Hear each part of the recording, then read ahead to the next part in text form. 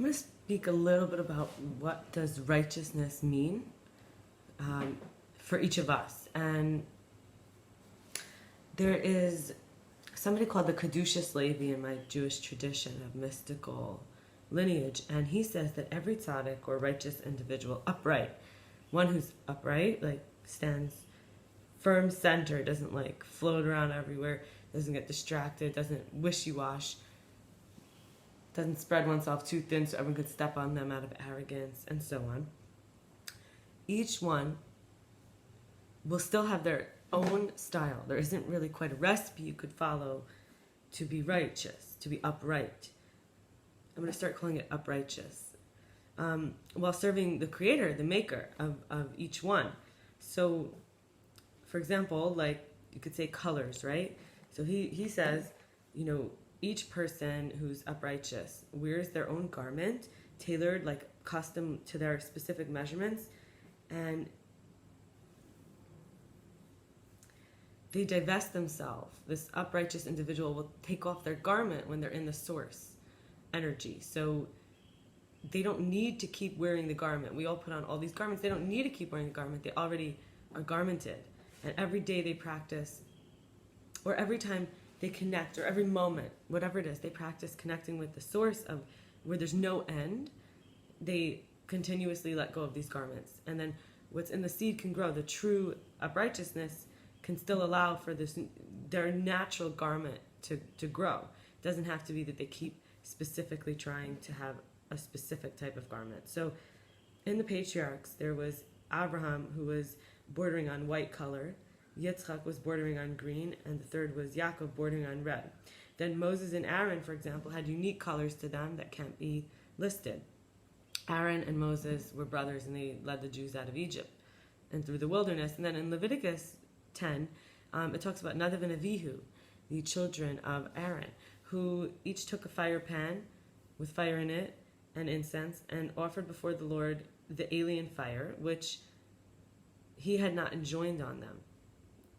So this is, and fire came forth from the Lord, consumed them, they died in an instant. So this is kind of extreme, but it's like when we try to be somebody else, it's like a foreign fire.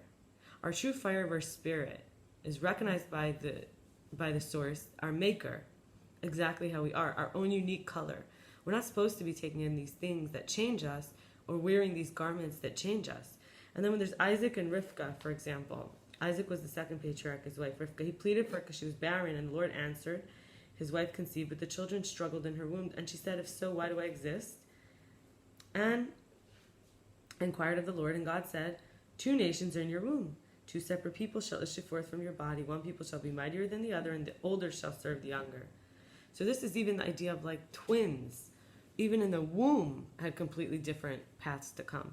And, Rachel and Leah, these sisters, close sisters, the older Hagdola versus Yeshana. It's like her name was Leah. She was great in her gifts, receiving the priesthood through her third son, Levi, for all time, and royalty through her fourth son, Judah, for all time.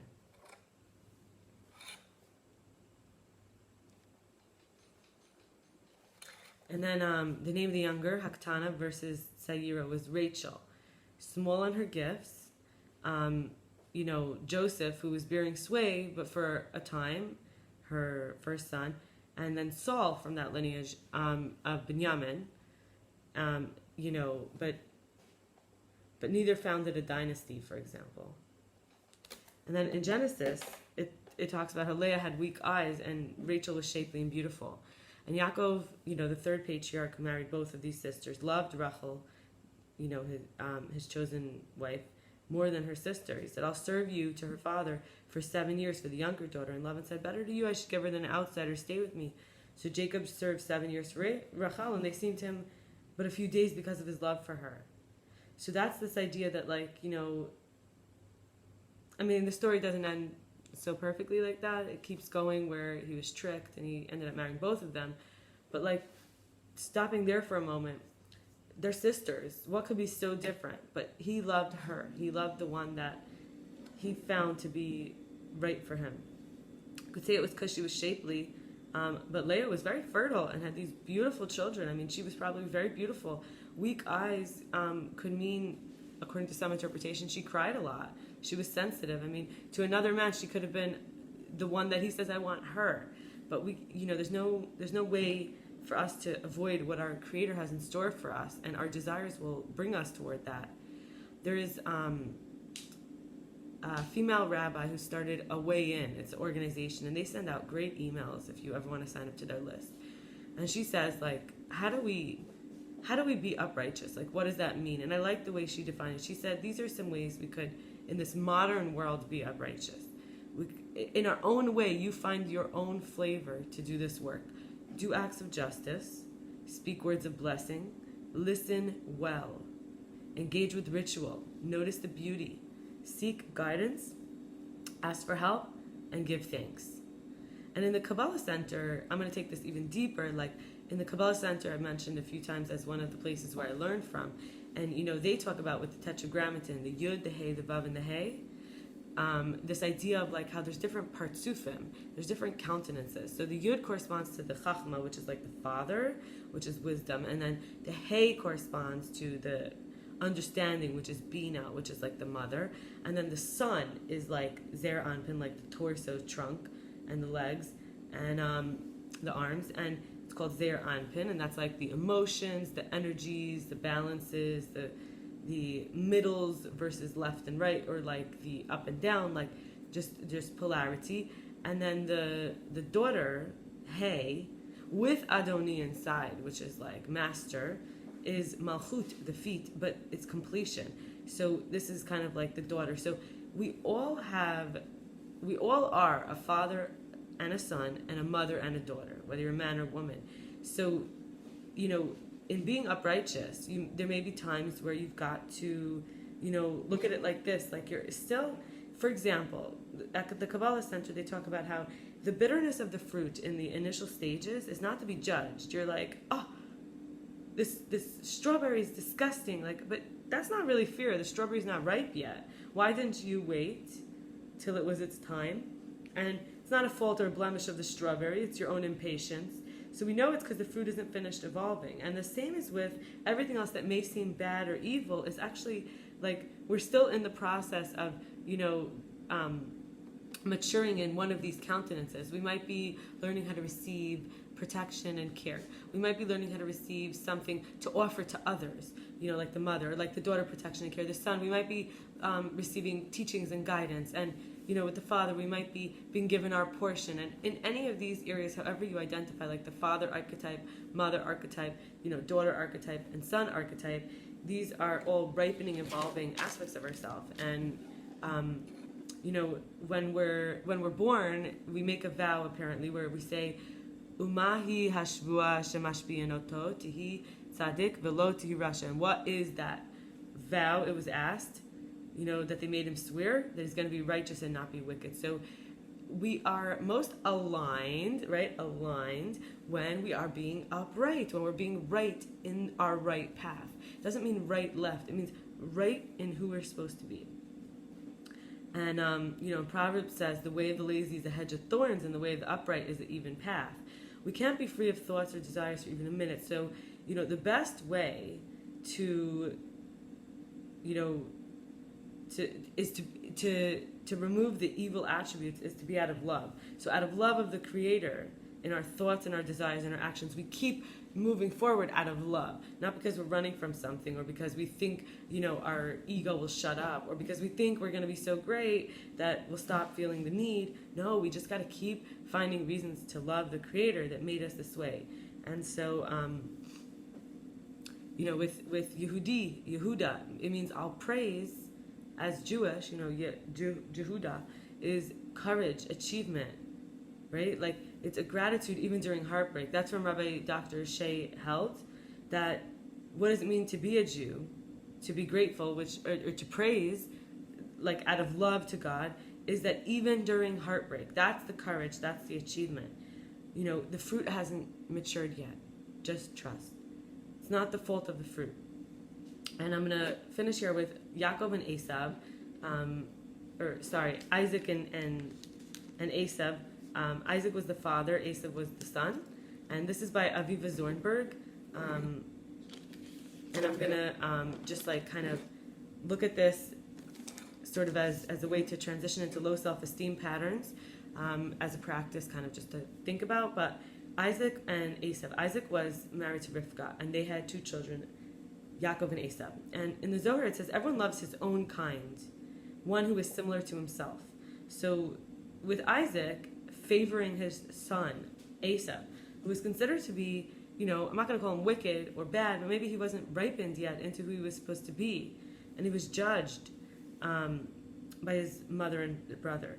And so not attraction of opposites, Isaac might be seen as this, he was bound on the altar, and they say he lost his vision over time. And I mean, his other wife, Leah, had weak eyes. I mean, you would think that he would want to be with someone who's like him, but this idea is that it's, attraction of opposites is short, fleeting, according to the Zohar. Blind recluse needs the lusty outdoors Esav energy to nourish some inner hunger. But no, what Isaac loves in Esav is precisely the hunter, the alienated, disintegrated consciousness of one for whom all the noble privileges and promises of life have dissolved in blood. Isaac recognizes the fury evoked by animal life, the desire to extirpate what has no proper existence. In his own case, existential helplessness led to withdrawal, to a rigid respect for the priorities and structures of the given world. To Isaac, the spectacle of Esav's despair turned to destructiveness suggests a passion for truth, a kind of uprightness which hasn't evolved yet. That's my comment. An intolerance for palliatives, a kind of tortured authenticity, right? His own color. To Isaac, Esav is the analytical mind obsessed with the unreality of existence, a figure of melancholy.